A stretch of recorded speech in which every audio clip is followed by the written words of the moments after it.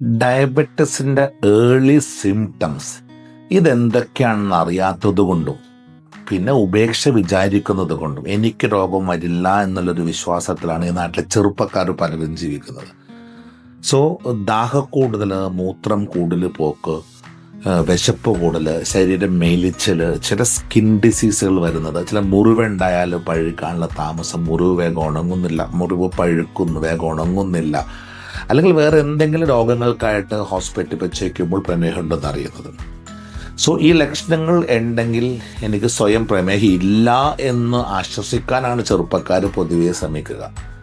അതേസമയം എനിക്ക് ഉണ്ടോ എന്ന് നോക്കുക. ഉണ്ടെങ്കിൽ അതിന് ഒന്ന് HbA1c ചെക്ക് ചെയ്യുക, ഫാസ്റ്റ് ബ്ലഡ് ഷുഗർ ഒരു 6 മാസം കൂടുമ്പോഴും ചെക്ക് ചെയ്യുക. സോ അതിൻ്റെ തുടക്കമാണ് പ്രീ ഡയബറ്റിസ് ആണെങ്കിൽ അത് 100% റിവേഴ്സിബിൾ ആണ്. അഥവാ പ്രമേഹം ഉണ്ടെന്ന് പറഞ്ഞാൽ അധികം പഴകിയിട്ടില്ലെങ്കിൽ ഇത് ശരീരത്തെ അധികം ബാധിച്ചിട്ടുണ്ടാവില്ല. പാൻക്രിയാസ് ഒന്ന് മടി പിടിച്ചിട്ടേ ഉണ്ടാവുള്ളൂ. ഒപ്പം ഇൻസുലിൻ റെസിസ്റ്റൻസും ആയിരിക്കും പ്രോബ്ലം. അതും 100% റിവേഴ്സിബിൾ ആണ്. സോ അത് തുടക്കത്തിലേ അറിഞ്ഞാൽ എപ്പോൾ ഏർലി സിംറ്റംസ് ഇതെല്ലാം നിങ്ങളുടെ മനസ്സിൽ വേണം. അതെന്തെങ്കിലും ഉണ്ടെന്ന് നിങ്ങളൊരു സംശയം തോന്നിയാൽ ഉടനെ ചെക്ക് ചെയ്യുക. അത് കൂടുതലുണ്ടെന്ന് അറിഞ്ഞാൽ ഒരു മെഡിസിനും ആവശ്യമില്ല നിങ്ങൾക്ക്. അതിന് പകരം ചെയ്യേണ്ട വളരെ പ്ലാൻഡ് ആയിട്ട് ഡയറ്റ് പ്ലാൻ ചെയ്യുക.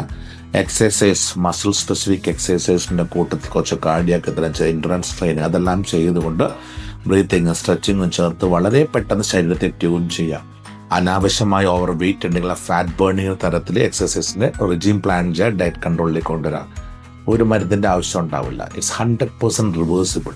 പക്ഷേ അറിയുമ്പോഴേക്കും വൈകിപ്പോയി കിഡ്നീനെയും കാലിനെയും എല്ലാം കേടാക്കി കഴിഞ്ഞിട്ട് തിരിച്ചറിയുമ്പോഴേക്കുമാണ് ഇത് കോംപ്ലിക്കേഷൻസും കൂടുതൽ സിവിയറിറ്റി വരുന്നത്. സോ ഇതിൻ്റെ സൈൻസ് ആൻഡ് സിംറ്റംസ് നിങ്ങളുടെയൊക്കെ മനസ്സിൽ വേണം എപ്പോഴും.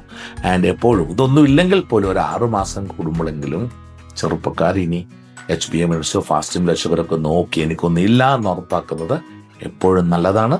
അഥവാ തുടക്കമാണെങ്കിൽ 100% റിവേഴ്സിബിൾ ആണത്.